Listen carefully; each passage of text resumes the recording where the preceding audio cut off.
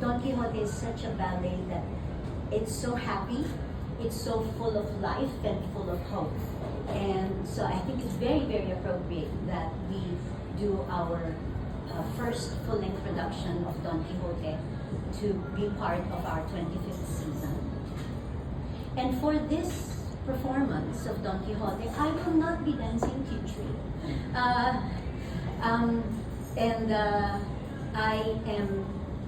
I had first invited former principal dancer of Ballet Manila, I'm sure you all remember her, Catherine Bartman, to dance Kitri.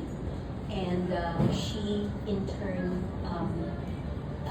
volunteered her partner from San Francisco Ballet, Esteban Hernandez. So that was the original plan. And then unfortunately, Catherine suffered an injury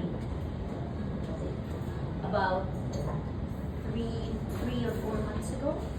And at one point, Catherine and I just sat down and said, okay, knowing how difficult Kitri is for the ballerina, and all those jumping and all those turning and all those releves and all those pirouettes. And I had a heart-to-heart talk with Catherine and I said, is it realistic that you will be able to dance Kitri in 2 months' time or in 6 weeks' time?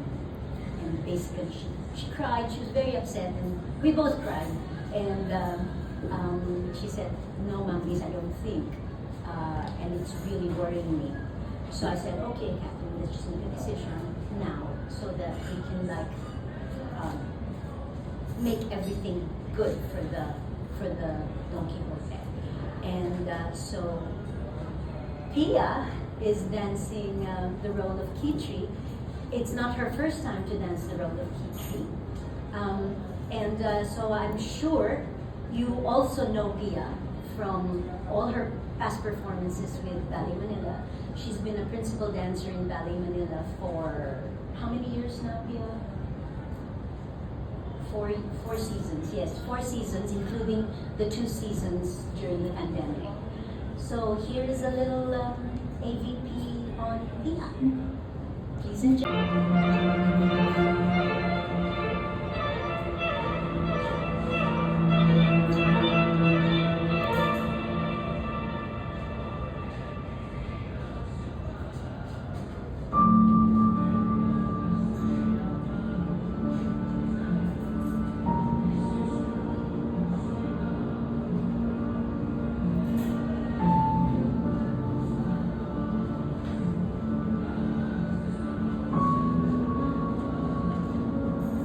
Second time doing Don Quixote. So this time it's an honor and I feel very privileged to be sharing the stage with Esteban Hernandez. And thank you so much, Mommies, for this opportunity that you've given me, and thank you for helping me for everything. Thank you for getting me into character. Thank you for all the corrections you've been giving me, and yes, and we haven't rehearsed yet with Esteban, so we will be rehearsing later after this event. So I'm actually looking forward to our rehearsals, and I can't wait to be dancing with him also. So I can't wait to share our fruits of hard work, and see you all. I hope to see you all at the show. Thank you.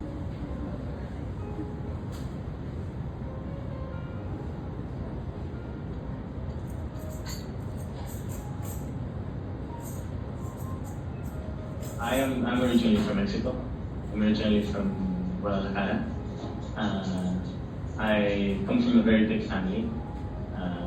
I have my mom had 11 children, so I have a very big family.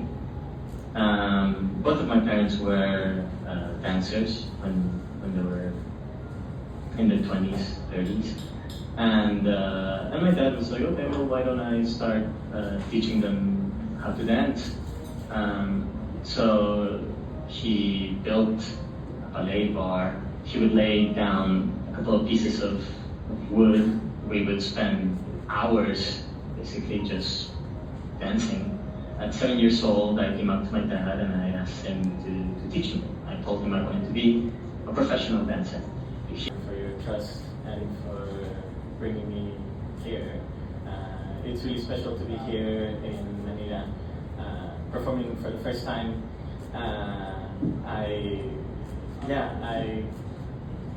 I love traveling and dancing in different places and meeting new dancers from different places. I feel like everybody always brings something special, depending on where they're from and what their background is. So I'm really looking forward to developing our partnership together and see what we can create. This is my first time dancing the role of Aliw, which is really exciting. I've learned it before, but never really got a chance to perform it. I've done the Act 3 Ballet many times, but the full length is a challenge that I've always wanted to tackle. The character of Aliw feels really familiar to me. I feel he's a very happy, easygoing, friendly, well-liked guy. He just likes to have fun, and he just likes, and so I feel like that's very much along the lines of myself. So I'm looking forward to bringing that, being able to bring that part of me to the character. I'm just so excited to be here and to be able to share some of my work with the audiences here in Manila. So thank you very much. Yeah. But I do know, especially for the principal dancers, our shorter version is very taxing stamina-wise because we have edited Act 1 to be shorter from the original version. We've taken out a lot of the mime scenes in between the first big chunk of dancing with the principals and the second biggest chunk of dancing with the principals until they end Act 1. So there's a little bit of lesser time to rest for them. I'm already telling Esteban this as a fair warning. Act 2 is condensed into the gypsy scene, and so the gypsy scene is also shorter, and Act 2 is actually more taxing for Kitri because she's dancing a very classical variation there, a Dulcinea variation, which is, I think, one of the hardest variations to do. And Act 3, we've condensed Act 3 and 4 in the original Mariinsky version into just one act. So it begins with the tavern act, which is in the Mariinsky version, it's a whole act in itself, and there's a whole interval before the grand pas de deux at the end. So unfortunately, they don't have that much time to rest from the tavern into the wedding pas de deux. So for this version, I've included a choreography of a padikat, or a dance for 4 people, a fandango with 2 couples.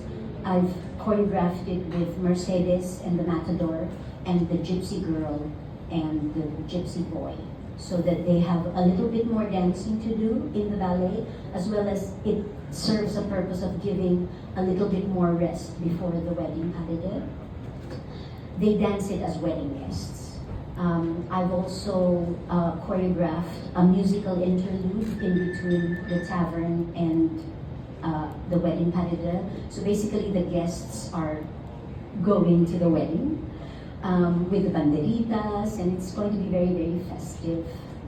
Again, with the purpose of giving the principals a little bit more breathing time before the big wedding pas de deux, which, as you all know, is full of all the tricks in the book, including, of course, the 32 fêtes, grand à la circonference for the principal male, and all of those jumps, ménages, and doubles of the basques, and all of that.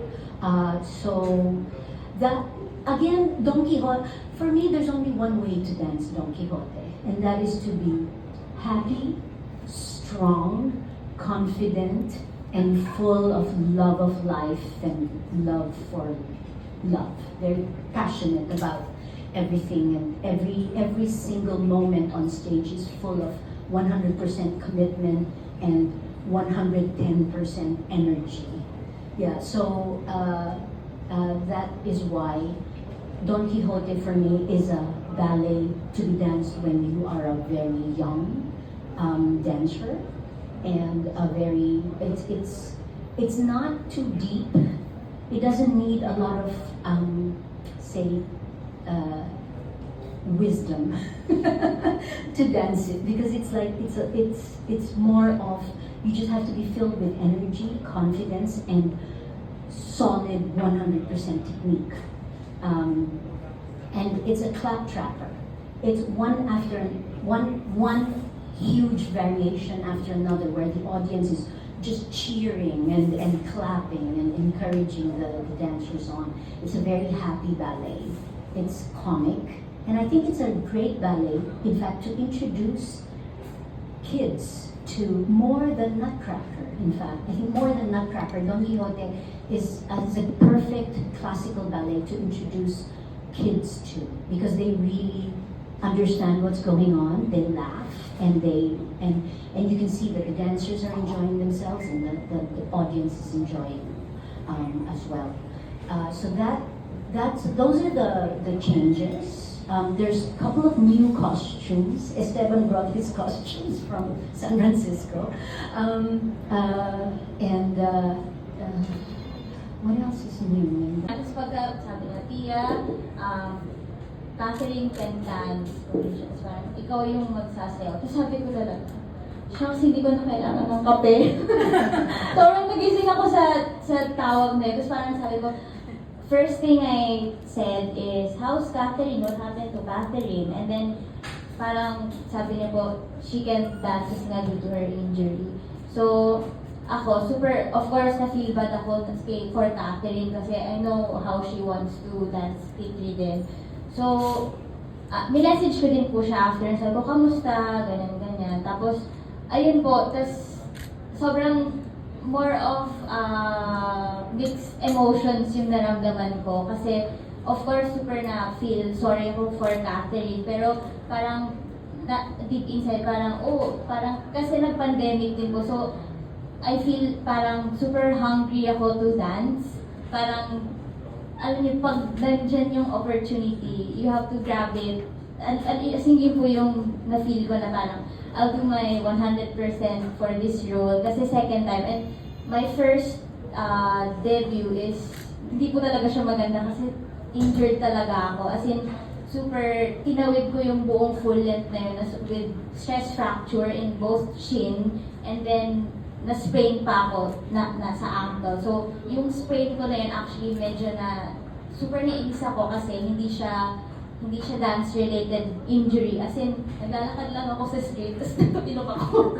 Yung ganun po yung cause ng injury ko. So, parang to have been given the second chance to dance Kitchi again, since super ibibigay ko yung best ko. As in, now I'm doing a lot of strength and conditioning training just to prevent it from going back to being injured. Pero ayun po, yun po yung initial reaction ko. So I'm gonna do my best para hindi po ma-injure ulit.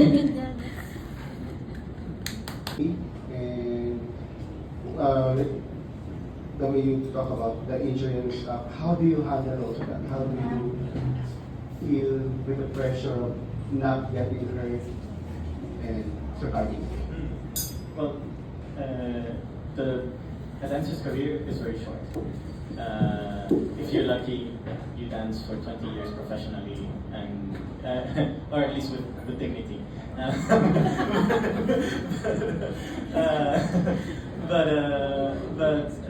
So you have to make the most out of the time that you have, and while you're still able to do it. And so for me, it's very rare that I will refuse an opportunity to dance. because really, I mean, like I said, our time is limited. Don Quixote is something that I always wanted to do, and so when the opportunity presented itself, I could not say no to it. So yeah, I think like Pia was saying, it's like when there's an opportunity in front of you, you have to just take it and run with it. As far as injuries and injury prevention and all of that, I mean, the job of a ballet dancer doesn't just end in the studio. It's a full-time job. I spend so much of my day outside of work, either getting some sort of body treatment or stretching or doing some sort of massage or anything like that. It's really rare that I'll have one full day where I don't have to do anything for myself or for my work. And then also, when you're preparing for performances, the way that my season works, we prepare multiple ballets at the same time. And so when you're rehearsing or when you're performing one of them, you're already preparing for the next ones. And so it's a constant, it's constant work, but I think it's worth it. I really think it's worth it. It's, like I said, limited time, have to make the most out of it. Yeah. I think for me po, same with Esteban, since yung career po kasi ng dancer is very short. So, it's really up to the person kung paano mo siya i-handle. Like, for me, I think yung getting injured is a learning experience po sa akin because after that, as in parang siya yung sa akin, siya yung nag-push sa akin to become stronger. So parang kinailangan ko siya, parang after kasi mag-injure, as in super, you need to invest in your body kasi siya yun yung kung gusto mo talaga for a longer period of dancing, as in ipupush mo po talaga yung sarili mo, as in invest in yourself, you have to prioritize your body. So ayun po, parang sa akin, it depends on the person. Kung gusto mo talagang sumayaw forever, gagawin mo yung lahat. So yun po. Thank you. The way I choose the projects that the company does is I first, of course, look at the company, and you need to look at the dancers that you are working with, and you foresee in certain roles. I was also told by my teacher, my mentor, Tatiana Alexandrovna, to always schedule one, if possible, two classical full-length ballets in every season, because it is with classical full-length ballets that classical ballet dancers grow. And all these modern, contemporary, different styles of dancing can be inserted, but it's a must-have to always have at least one or two classical full-length ballets. And for this season, I chose Don Quixote. It's not actually by accident, it's also the most realistically feasible ballet to perform when you have a smaller company. It's very hard to perform big ballets like Swan Lake or La Bayadere when you have a smaller company. And the smaller number of dancers is because of the pandemic. We had to send a lot of dancers home. A lot of dancers retired, are now doing something else. And very few have actually stayed on. Also, you have to study the market as well.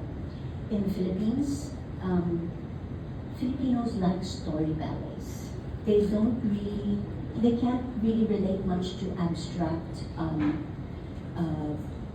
like segmented divertissement where there's no real story. So Don Quixote again is perfect because of that there's a funny, amusing story behind the man from La Mancha in search of his Dulcinea. Well, as far as injury prevention is concerned, dancers, they're one of the most stubborn people, the stubborn creatures. They're performing athletes, so they work with their body as their instrument for their art. And when something is wrong with that body, with that instrument, a lot of dancers just choose to ignore it and power through. It takes a lot of maturity and wisdom to actually take a step back and say, okay, I'll sit this one out and have a more long-term vision for my, my career. A lot of dancers, they tape, they do all sorts of things to be able to power through.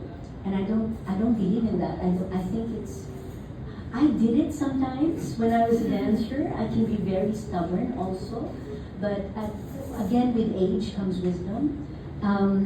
So I feel that now, especially, there's a lot of help for professional dancers. There's a lot of different workouts. There's Pilates, there's gyrotonics, there's all sorts of different, when I was a dancer, we didn't even have a roller. I said, what's a roller? What's that? And now I see these dancers coming into class with a roller, a ball, a massager, a band, a TheraBand. I'm like, wow, all of these yoga mat, and everything else. I used to just do a split on the floor to prepare for class. So there's a lot more of the science behind the training already, and there's a lot of advancement in physiotherapy, in injury prevention, and I think that's one thing that the dancers of today really have an advantage over.